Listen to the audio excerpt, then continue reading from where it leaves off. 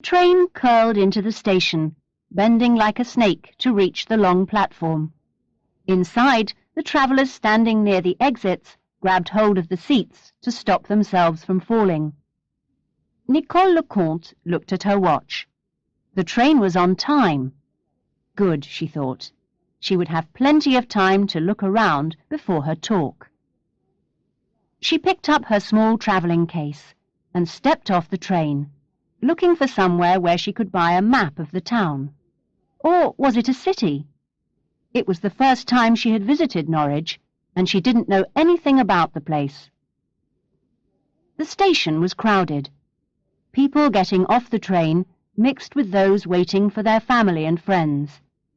Nicole tried to keep to one side and found herself in front of a large poster for the local football club.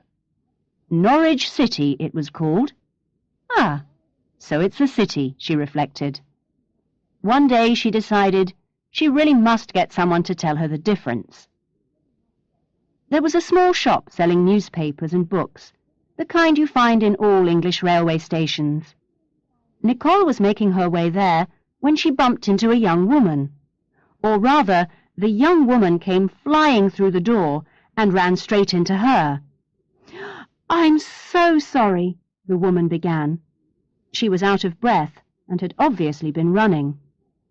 The woman, Melanie, was about to run on when she stopped and looked at the woman she had nearly knocked down. Nicole was wearing a light brown raincoat, under which Melanie could see a black sweater and a black skirt. A silk scarf hung across her shoulders, as if held there by magic. She must be French, thought Melanie. Only a Frenchwoman could wear a scarf like that. On her she knew it would instantly fall off. Melanie began to smile. "Madame Leconte!" Nicole heard her ask, as if it was the most marvellous surprise to find her there at that moment. "Yes," Nicole admitted. She was surprised that the university had sent someone to meet her. Usually she had to look after herself, and if she was offered supper after her talk, she considered herself lucky. This was obviously going to be a good day. "Thank goodness," said Melanie. "I'm so sorry I'm late. The traffic is awful. It just gets worse and worse all the time." She spoke very quickly, and Nicole, although she spoke very good English, found it hard to follow her. Melanie then took a deep breath and smiled again. "Welcome to Norwich," she said. "My name is Melanie, but everyone calls me Mel." "How very kind," Nicole smiled. "I didn't expect anyone to come and meet me at the station," she said. "Didn't the office tell you?" Mel frowned. "Or your agent? Oh, never mind. I'm here now. What do you want to do first? Go to your hotel or have lunch?" Nicole did not have an agent, but she supposed that some senior professors did have agents to handle their talks, so Mel's comment did not seem surprising at the time. Nor had she booked a hotel. She supposed that she would probably stay with another professor. That was what usually happened these days. Hotels, she had been told, were too expensive. "I didn't expect a hotel," Nicole admitted. "I thought I'd be staying in someone's house." "Not you," replied Mel. She sounded shocked. "You're a star, aren't you?" Until this moment, this was a feeling Nicole had kept to herself. To go around saying you were a star would not be appreciated in university circles, however many books you had published. Nicole was charmed. "Not really a star," she told Mel, "or only in my very small circle." "You're too modest," Mel said. "We're all really looking forward to this evening." "How very kind," said Nicole. "I will certainly do my best then." Mel laughed as if this was a joke. "So, hotel first?" she asked. "Yes, please," declared Nicole. She could have a quick shower, she thought, before her talk. What a treat. Mel led Nicole out of the station. There was a hotel immediately opposite on the other side of the road. People were eating at a restaurant overlooking the river. Nicole thought it looked delightful. Quite French, in fact. "We've put you here," Mel told her. "Then it will be easy for you to catch your train tomorrow. Is that okay?" she added. "Superb," said Nicole, wondering how the university could afford such an expensive hotel, and whether she should have asked for a larger fee. How very thoughtful. She noticed, as they went inside, that it was a 4-star hotel, and offered a heated swimming pool as well as a comfortable room. The university obviously had more money than most these days. This was no tiny bed and breakfast place on a noisy main road, the kind she'd stayed in so frequently and disliked intensely. In one, when she had been 2 minutes late for breakfast, they had refused to give her anything, even a cup of coffee. "You're late," the owner had told her. He had even laughed. "Breakfast is from 8 till 9. She had laughed too at the time. She thought he'd been joking. But then she'd realized that he had no intention of giving her breakfast. Nicole could not understand why people like him ran hotels or guest houses, or whatever it was the English called them. They obviously didn't like people. She tried to imagine a French hotel refusing a guest a cup of coffee, but failed. It wouldn't happen. And yet Nicole had to admit that she had also stayed in some delightful small bed and breakfast places in Britain, some of them on farms. And although she found English food rather heavy, cooked English breakfasts, for example, that nobody seemed to eat anymore except in hotels, the people who ran these little places were charming. She loved the way they had maps showing local walks, and would tell her where she could find wild flowers growing. Nevertheless, when you were travelling, the pleasures of a luxury hotel were hard to beat. And it was not what universities usually offered visiting professors giving talks on climate change. Nicole knew that the Department of Climate Change at this university was very well respected, and that its research facilities were excellent, but all the same she was surprised and pleased. Mel waited for Nicole in the bar. She was so relieved she had found her. It had been such a bad day until then. It had been such a bad week. First, she'd forgotten to give someone a telephone message, and it had later turned out to be very important. And then she'd got lost driving to the printers and was late getting back to the office. She felt that everyone had been shouting at her all week, and she was thoroughly fed up. At least today she was doing something right. She had met Madame Comte, and they were getting on really well. Everything was fine. "We thought that you'd probably like some lunch before you come and look at the hall," Mel told Nicole after she came back down, showered and feeling fresh. "The hall?" Nicole interrupted. "For a sound check," said Mel. "I expect you want some time to check how the sound is." Mel took a piece of paper out of her pocket and studied it. "The office thought that you would probably want to go through everything from about 2 or 3 till 5, but we can give you more time if you want it." Nicole was very surprised. It was true that she liked to check that the microphone actually worked before her talk, and if she was using her computer, she liked to check that too. But she had never been asked if she wanted to go through everything before. "I don't need all that time," Nicole told Mel. "I like to be fresh. I just go on and do it. But a sound check would be very helpful, just to get a feeling for the size of the hall." "Oh, fine. We didn't know," Mel said apologetically. "I'd better tell the office." She took a mobile phone out of her bag and tried to dial a number. "Oh, no," she muttered. "My battery's dead. I forgot to charge it up last night." She turned to Nicole and smiled. "I'll tell them later." Both Nicole and Mel thoroughly enjoyed their lunch.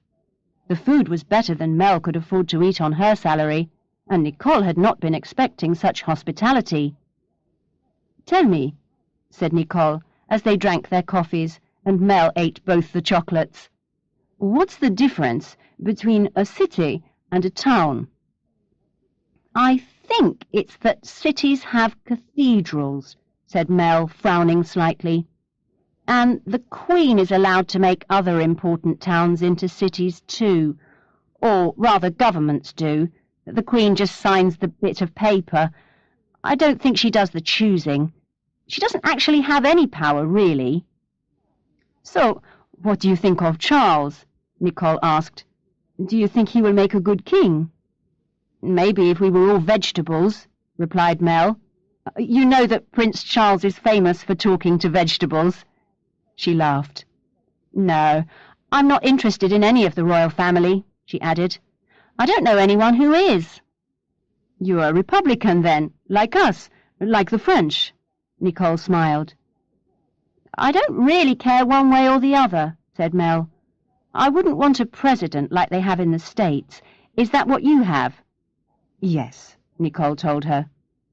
She had studied in England and visited the country many times since, so this lack of knowledge of European politics did not surprise her anymore. Though she had to admit that all the young people she met were scientists, and most of them had been studying nothing but maths and science for many years.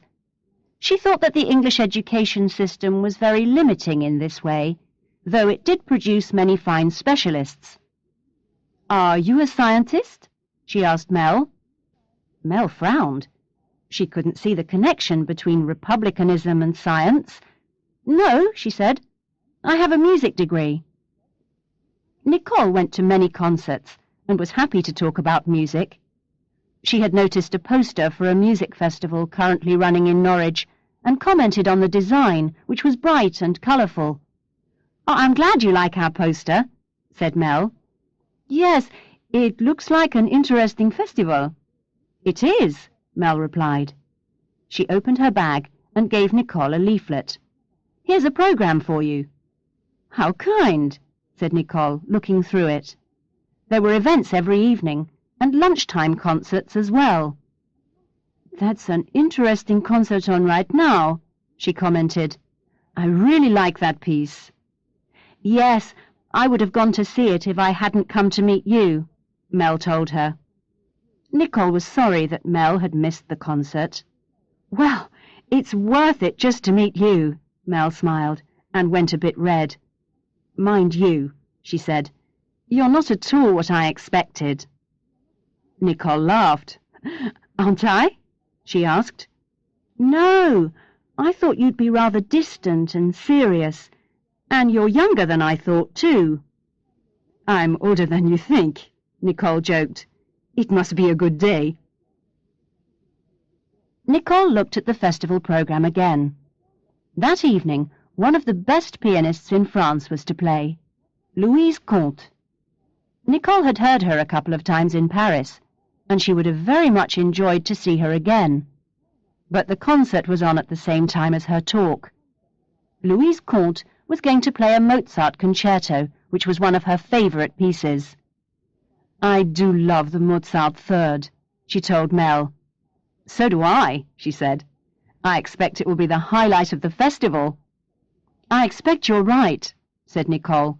"Don't miss it." Mel laughed. "I never thought that you'd be so funny." Nicole did not understand what the joke was, but she often found English humour difficult and did not say anything. Instead, she asked if they could walk around for a bit and visit the city. She knew there was a cathedral. Its stone had come from Rouen, where Nicole had been born. "Norwich has 32 old churches," Mel told her. "So many?" Nicole was amazed. "Are they still used?" "Well, not all as churches," said Mel. "Some of them are used as art centres or galleries, or for selling antiques. One is a theatre, but they're all still standing." "I had no idea that there was so much to see here." Nicole was impressed. She thought she might come back for a holiday. "You must love living here, then," said Nicole. "I've only just moved here," Mel told her, "so I can't really say. There isn't a lot to do. There are a few places to go, and there are a few cinemas and clubs, but it's not as lively as Manchester. That's where I was at university. I'd like to get a job up north. I like it better there. It's much friendlier. They stopped in front of a blue door in an old narrow street. "Oh, here we are," Mel said. "What's this?" Nicole asked. "It's the festival office," Mel answered. "Come in." Nicole thought Mel might be going in to get herself a ticket for the concert. She still had plenty of time to get to the university, so she followed her in. Inside the first room, lots of people were talking on phones and to each other. They all stopped talking as Mel came in and looked at her strangely. Before Mel could speak, a woman with red hair and a dark blue suit came out of the next room. She looked furious and began to shout the moment she saw Mel. "Where have you been, Mel? Who's this?" she demanded, pointing to Nicole. Mel stopped smiling. "It's Madame Comte," she answered. "No, it isn't," shouted the woman angrily. "Louise Comte arrived several hours ago. When no one met her at the station, she got back on the train and returned to London. She refuses to come back and play tonight. Do you understand? We've sold almost 1,000 tickets for her concert, and we don't have a pianist. Just because of you and your stupidity." The woman turned to Nicole. "Who are you?" she shouted. "My name is Nicole Lecomte," she said.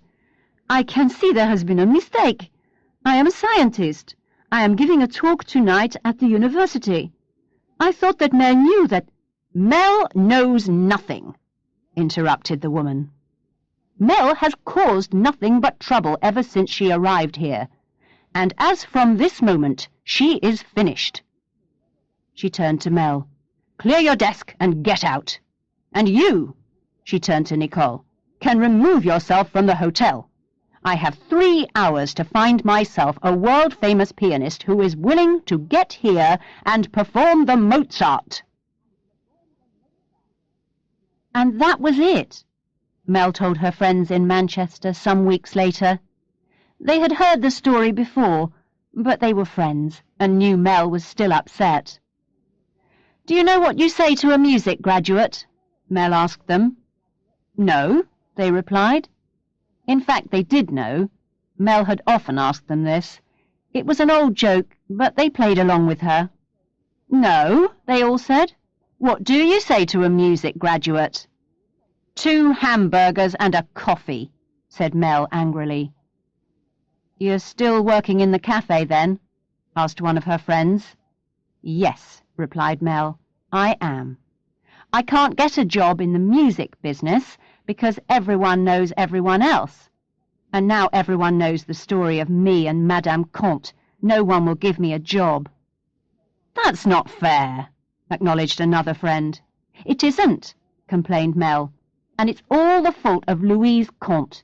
If she'd got a taxi to the office like any normal person, none of this would have happened. I blame her. And that other stupid French woman, the scientist. She should have guessed. But if Louise Comte had played, I'd still have a job. I blame her," she repeated. "I read a bit about her in the paper today," the same friend commented. "She's playing at that big concert that Prince Charles has organised. She says she's really excited to have been asked. She's doing a Mozart concerto." "Really?" said Mel. "Well, I hope it rains all evening. I hope there's thunder and lightning and no one can hear her playing." The following days, it seemed that the papers couldn't write about anything else except this concert. People all over the world were going to watch it. Mel began to have an idea, and the more she thought about it, the better the idea seemed. The day of the concert, a large black car drove up outside the Dorchester Hotel in London. The driver, a young woman wearing a dark uniform, walked up to the desk. "Can you tell Madame Louise Comte that her car has arrived?" said the driver. "Certainly," said the man behind the desk. He picked up a telephone. Louise Comte did not seem surprised that a car had been sent to pick her up. She didn't look at the female driver who held the door open for her.